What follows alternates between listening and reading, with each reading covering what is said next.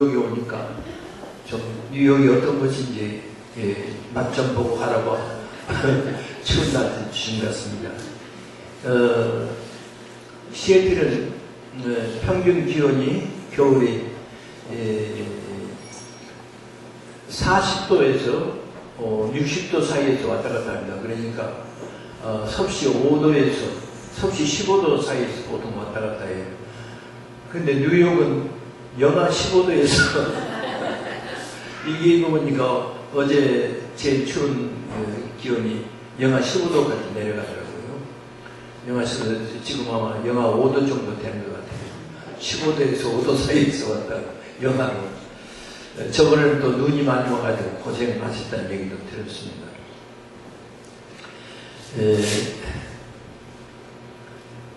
날씨가 조금 춥지만은 또 히터도 꺼지고 있지만은 예수님께서 우리를 사랑하신 그 말씀을 통해서 가슴이 뜨거워지시기를 바랍니다.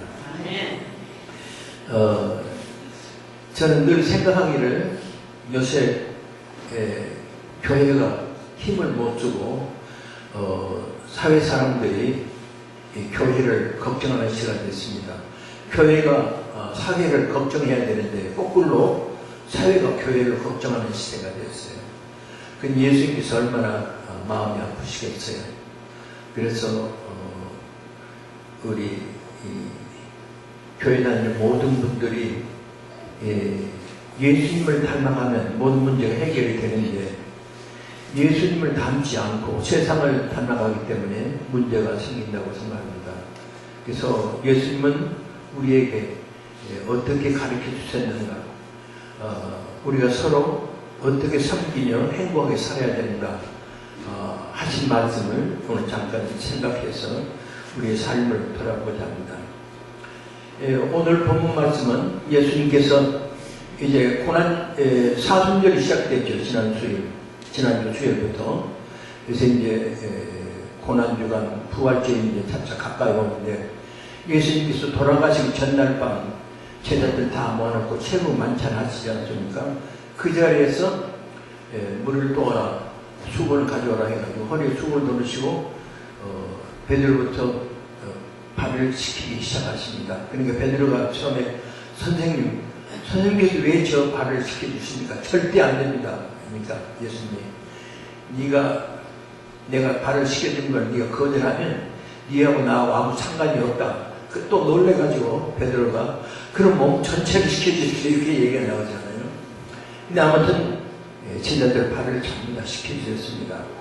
우리가 상상도 못할 얘기를 했습니다. 예수님께서 내가 너희들 선생이요 주인이다. 내가 하나님께서 보냄을 받은 하나님의 사자다. 예수님 그렇게 얘기했으면 예수님은 하나님이십니다. 나를 본 자는 하나님을 보았다고 해요. 예수님은 하나님. 그러니까 하나님이 우리의 발을 씻겨주신 거예요. 하나님이. 그러니까 하나님이 우리에게 어떻게 나눠서 서로 섬겨야 되느냐 하는 걸 직접 보여주신 거예요. 그러니까 천국이고 지옥이고 모든 겨울이고 다 떠나서 하나님은 사람이시기 때문에 서로 사랑하고 사는 것이 내가 너희들을 창조한 목적이다. 그걸 늘 말씀하신 우리는 늘 가슴에 새겨야 되고 생각합니다. 아무리 신학 공부를 많이 하고 그리고 금식 기도를 많이 하고 영이 뛰어났다 할지라도 예수님처럼 발효시켜주는 그런 심정이 되지 않으면 그걸 실천하지 않으면 아무 소용이 없다. 그런 말씀이 되겠습니다. 우리가 오늘 본문 말씀을 통해서 예수님은 누구신가 어떠신 분인가 하는 것을 좀 더 자세히 알고자 합니다. 제가 좋아하는 찬송 중에 통일 찬송에서는 93장으로 되어 있습니다. 예수님은 누구신가? 거기에 첫머리 1절에 있는 말씀이 있습니다. 예수님은 누구신가? 우는 자의 위로, 눈물 흘리는 사람들을 위로해 주시고 없는 자의 풍성이다. 가난에 빠진 사람들을 풍성하게 해주시는 분이다.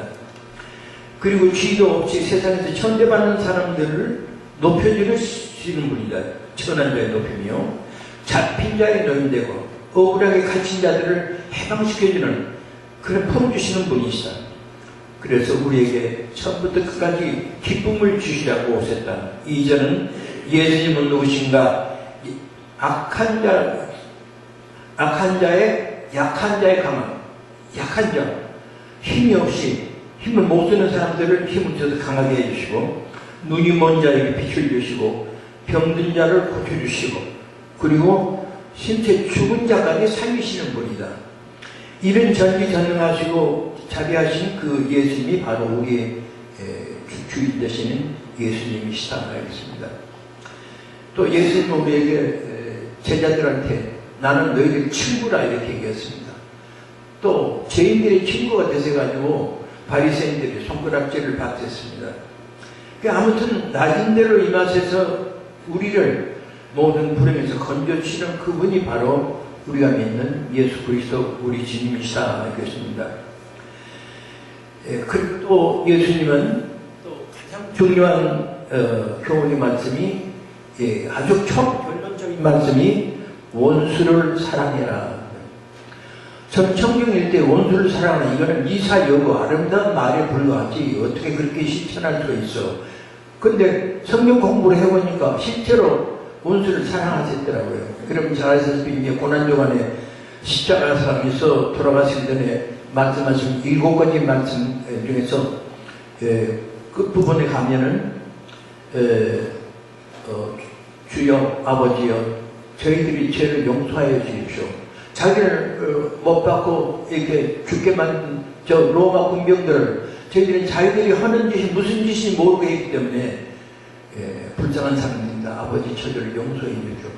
그러니까 자기 목숨을 빼앗아간 그 원수를 사랑해달라고 기도하시잖아요.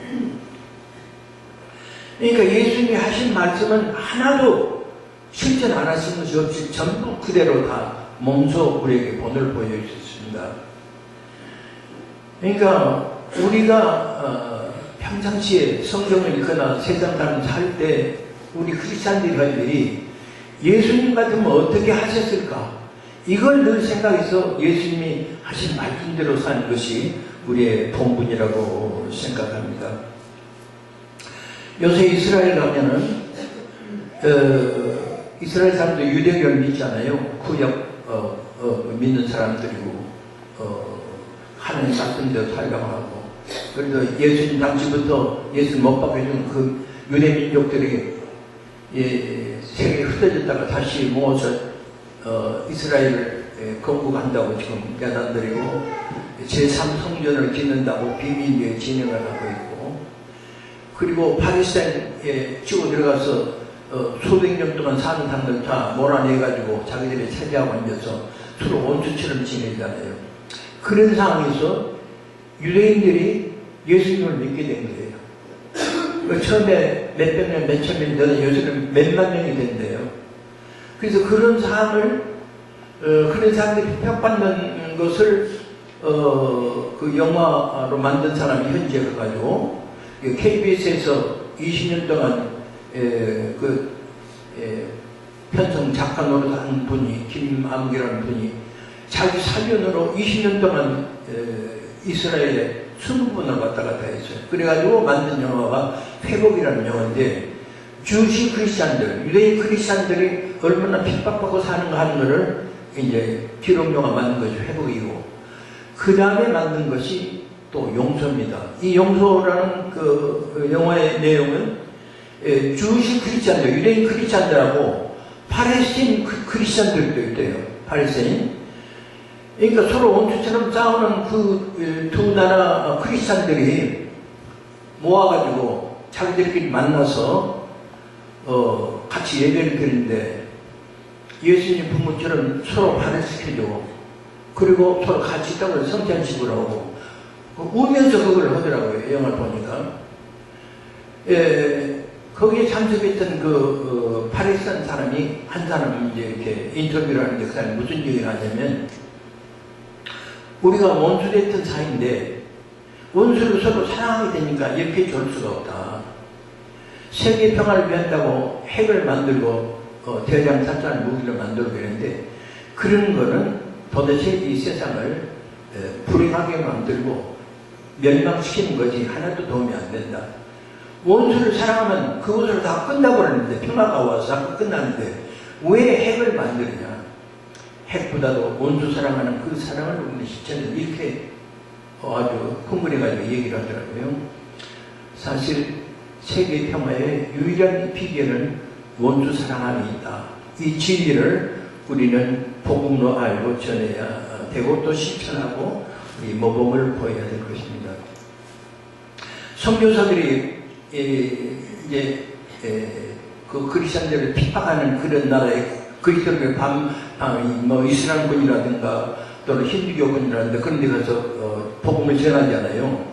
절대 교리적으로 네가 옳다 내가 옳다 그렇게 변증해가지고는 직접 본론을 경험해 절대 믿는 사람들이 없대. 근데 거기에 살면서 그 가난한 사람들하고 함께 살고 그 사람들 먹는 거 먹고 같이 술 먹고 같이 사는 동안에 그리스도인의 사랑을 보여주면 그때 진짜 그리스도교가 기독교가 진짜 종교다 감탄을 하고 그때서 믿는 사람들이 생긴대요.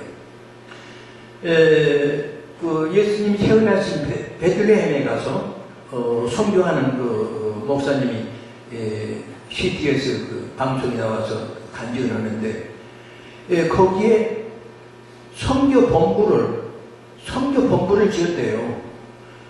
그 무슬림이고 유대교고 그런 나라인데 거기에 기독교 선교 복음 센터를 짓게 그 정부에서 허락을 했대요. 왜냐하면 자기들끼리 싸워서 총알이 왔다 갔다 하는데도 거기 철수하지 않고 거기서 계속해서 유치원 아이들 데려다가 가르치고 먹여주고 같이 놀아주고 돌봐주고 교육시켜주고 그러니까 그걸 보고서 감탄해가지고 애들 보내고 정부에서도 밀어준대요. 그러니까 결국 예수님이 하신 말씀대로 발을 시켜주고 서로 하나가 돼서 용서하고 화합할 때 그때 주의 복음이 살아난다 이겁니다. 예수님과 베드로 얘기는 여러 가지가 있습니다만 제가 늘 감동 깊게 생각하는 것은 예수님이 이제 돌아가셔가지고 부활하셔서 이제 제자들을 찾아가십니다. 베드로는 누굽니까? 예수님은 수리자였는데 절대 예수님은 하나님의 아들이십니다. 절대 십자가에 돌아가시면 안 됩니다. 이렇게 호언장담하고 뭐 예수님을 끝까지 호위하려고 잡으러 온 사람들을 칼로 귀까지 뺀 사람이 예수님이 붙잡혀 가서 이제 사형 선고를 받는 그 재판을 보고 아니라고 이 안여자들이 연약한 안여자들이 당신 저번에 제자들이 같이 다녀서 그러니까 절대 그런 일이 없다고 세 번이나 부인하잖아요. 그리고 예수님과 눈이 마주치니까 이제 그때 회개를 하고 예수님 미리 말씀하셨기 때문에 네가 오늘 저녁에 3번 나를 배반할 것이다. 그 말씀대로 자기가 원수마귀의 종 되가지고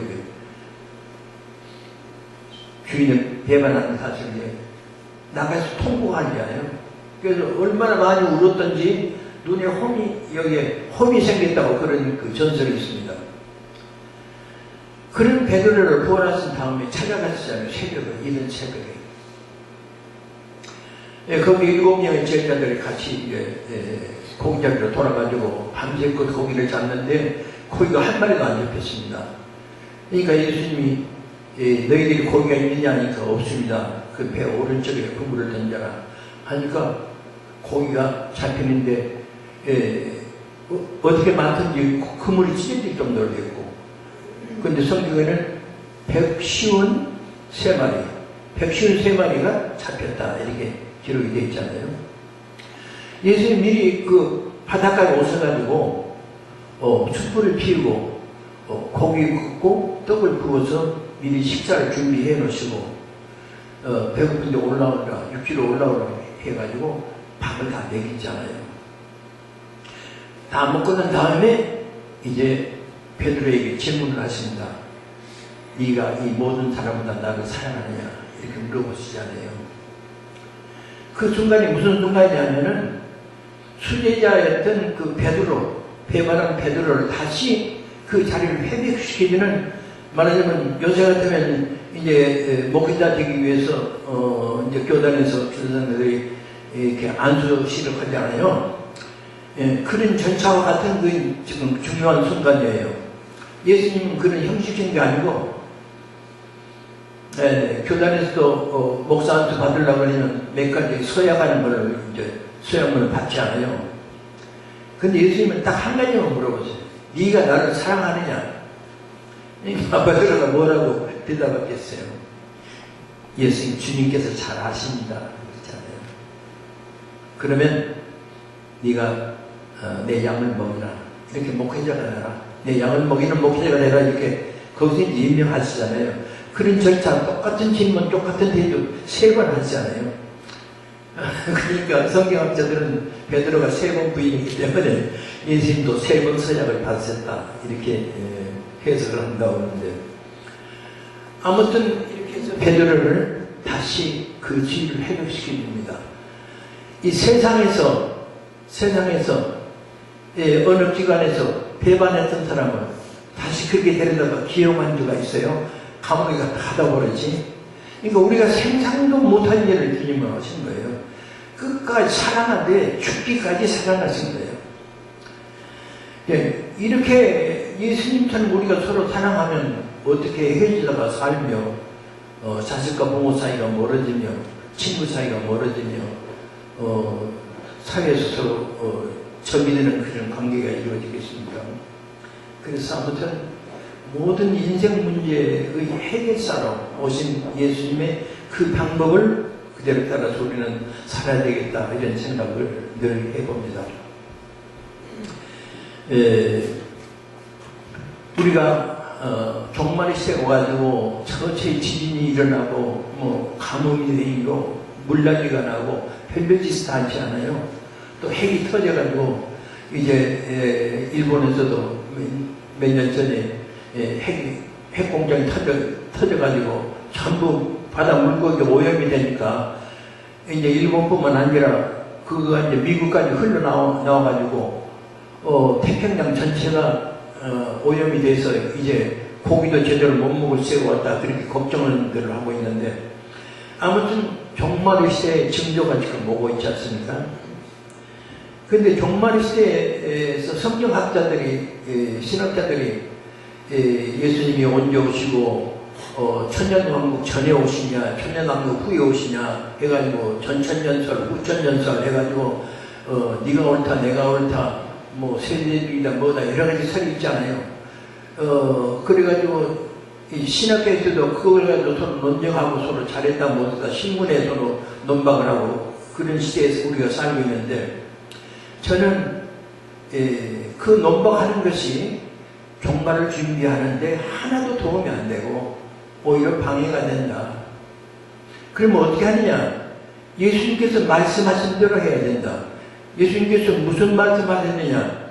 양과 염소의 비유로 얘기를 하셨잖아요. 예수님께서 이제 잡혀가시기 전에 이제 고난주간이 다가오는 마지막으로 설교하실 때 종말에 대해서 말씀하신데 양과 염소의 비유로 말씀을 마태복음 25장 이후에 양은 오른쪽에 염소는 왼쪽으로 이렇게 갈라내십니다. 그럼 오른쪽에 가는 양은 무슨 양들이냐? 이제 비유 말씀하시는데, 이 양들은 마치 이런 사람들입니다. 줄일 때 먹을 것을 줬고, 너희들은 나에게 줄일 때 먹을 걸 줬고, 목이 마를 때 마시게 해줬고, 나그네에 대했을 때 나를 영접해줬다. 맞아들여서 먹이고 이쁘게 해줬다. 그리고 벗었을 때 옷을 입혀주고, 병들었을 때 돌보았고, 내가 갇혔을 때 너희들이 나를 찾아오지 않았냐. 그러니 너희들이 이렇게 착하게 살았으니까 이제 내가 예비한 하늘나라에서 영원한 복락을 누리고 살아라. 이렇게 얘기하시잖아요. 그러니까 오른쪽에 있는 사람들이 선생님, 우리가 어떻게, 언제 선생님한테 그렇게 했습니까? 하니까 예수님이 뭐라고 했어요? 지극히 작은 자 하나에게 한 것이 곧 나에게 한 것이다. 이렇게 얘기하잖아요. 그러니까 우리가 이웃을 돌아보면 그것이 바로 예수님께서 그걸 나에게 한 것이라고 생각하시고 상급으로 채워주신다. 이제 왼쪽에 있는 염소들한테는 뭐라고 하냐면 이제 반대로 얘기하시죠. 예? 내가 줄일 때 너희를 먹여주지 않았고, 목이 말할 때 마스크도 주지 않았고, 나그네들 때 날 받아들이지 않았고, 벗었을 때 입혀주지도 않았고, 병 들었을 때 돌보지도 않았고, 내가 갇혀있을 때 찾아오지도 않았다. 그러니 너희들을 위해서 예비한 영원한 불로 들어가라. 이렇게 얘기하십니다.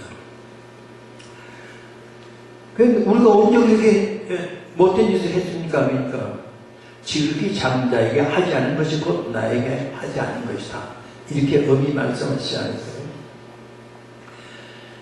결국 우리의 신앙의 가장 전국적인 문제는 우리가 이 세상 살고 하나님 앞에 갔을 때 하나님 앞에 예수님께서 우리를 어떻게 맞이하실까? 이게 제일 큰 문제예요. 네. 이게 큰 문제. 예수님 앞에 우리가 갔을 때 어떻게 할까? 근데 우리가 예수님 말씀대로 살았으면 걱정할 필요가 없잖아요. 만약에 못한 거 있으면 지금이라도 회개하고 앞으로 그렇게 살면 되는 거니까 걱정이 없고, 예수님께서 하나님 자비하신 사랑이 많으신 하나님 왜 지옥을 만드셨을까? 지옥도 우리를 위해서 만드신 거예요. 일종의 공갈같이 생각이지만 분명히 네가 행한 대로 내가 갚아주겠다는 하나님의 공의로우심을 보여서 하나님의 공의를 유지하시기 위해서 우리를 위해서 벽길로 가지 않기 위해서 벌도 주시는 것이다. 이 벌도 감사해야 되는 그런 입장이었습니다.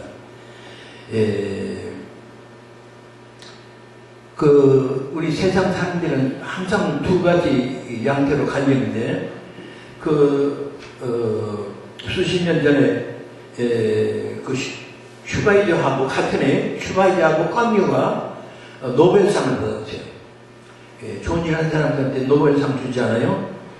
슈바이저는 아프리카에 가서 선교 사업을 해서 상을 받았고, 또 까뮤는 전 문학 작품을 만들어서 상을 받았습니다. 근데 슈바이저는 그 상금을 타가지고 그 많은 돈을 가지고 자기가 절대 쓰지 않고 병원 짓고 가난한 사람들 먹여 살리는 일을 했어요. 그래서 이제 노벨상 탔는데, 그래서 그때 사람들이 20세기에 성인이 나왔다. 참 거룩한 사람이다. 이렇게 칭찬을 받았고, 까뮤는 어떻게 됐냐면 받은 돈 가지고 홍화 찬란한 주택, 왕궁 같은 그런 주택을 지었답니다. 그리고 최고급의 살림을 하고, 그리고 가장 좋은 훌륭한 성능이 좋은 자동차를 사고.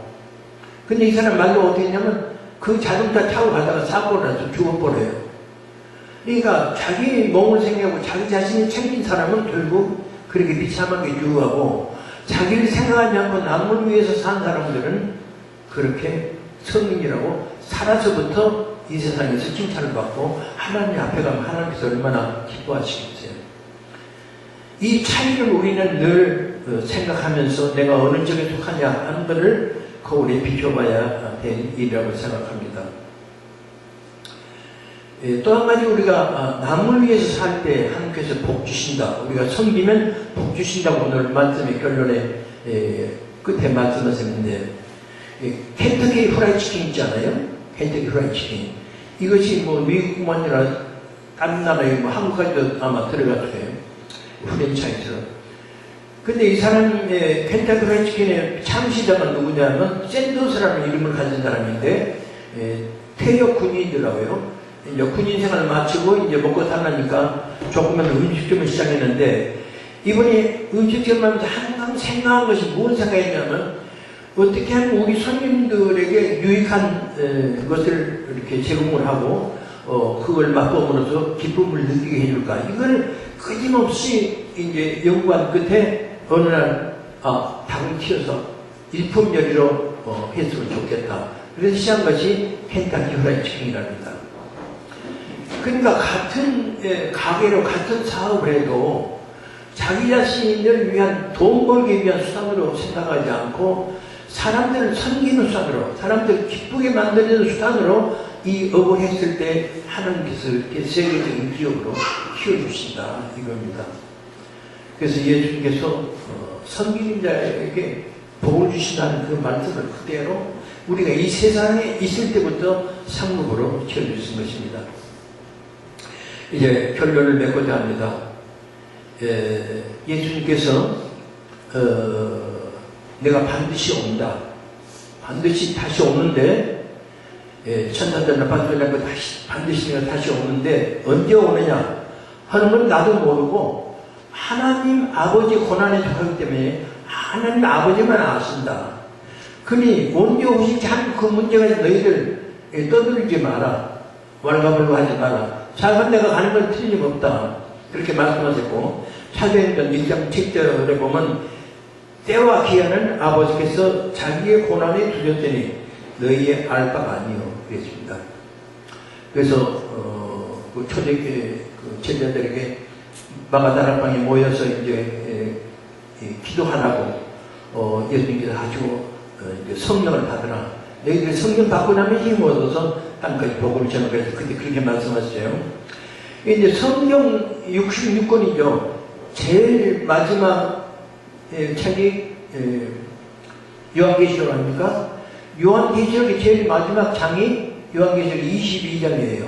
근데 그 부분이 22절까지 있는데 12절에 맨 끝부분에 12절에 가서 요한계시록 22장 12절에 가서 재림에 대해서 말씀하십니다. 보라 내가 속히 오리니 내가 줄 상이 내게 있어. 내가 너희들한테 줄 상이 내게 있어서 각 사람에게 그의 행한 대로 갚아주리라. 그러니까 양과 양조 가르듯이 우리가 예수님 앞에 가면 준비하신 상을 가지고 네가 행한 대로 행한 그 행진대로 갚아야 돼. 그러니까 상급이 상하가 있는 거예요. 같은 상을 받아서. 그래서 우리가 예수님께서 하신 말씀은 성경에 쓰여진 말씀은 1.1도 틀림이 없기 때문에 반드시 그대로 이루어집니다. 될 때도 있고 안 될 때도 있고가 아니라 반드시 우리는 이 최후 심사를 받게 되어 있어요. 그리고 우리 행한 대로 상급을 받게 되어 있습니다. 그렇기 때문에 우리가 상급을 받기 위해서 한 것보다도 우리가 이 세상에 살 때 서로 사랑하기 때문에 서로 행복을 누려야 하기 때문에 우리가 서로 섬기며 허락하신 복을 누리는 저와 여러분이 되시기를 간절히 소원합니다. 기도하시겠습니다. 아버지 하나님, 예수님을 통해서 저희들에게 보여주신 모든 그 모범된 사랑의 모범을 저희들이 따르게 하여 주시옵소서. 자기를 부인하고 십자가를 지고 예수님을 따라가는 것이 저희들 제자의 길입니다.